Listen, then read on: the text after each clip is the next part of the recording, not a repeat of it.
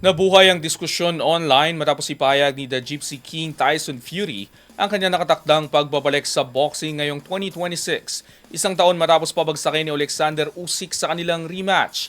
Ang ibang detalye alamin sa pag-abante ni Jake Mikulov.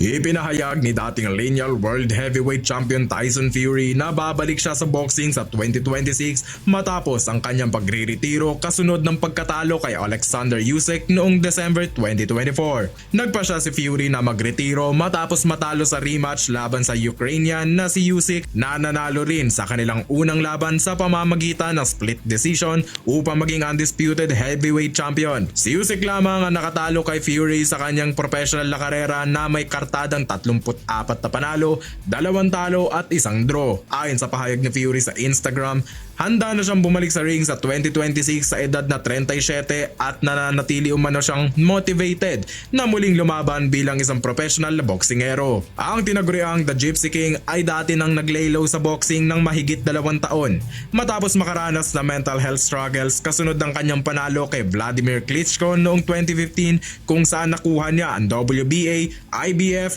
WBO at IBO heavyweight titles. Bumalik siya sa aksyon noong 2018 at pinatumba si Deontay Wilder upang makuha ang WBC heavyweight belt noong February 2020. Taong 2022, muli niyang inanunsyo ang pagre-retiro ngunit nagbalik rin makalipas ang 6 na buwan. Samantala, matagal ang hinahamon ng kapwa Briton at dating heavyweight champion na si Anthony Joshua si Fury para sa isang laban.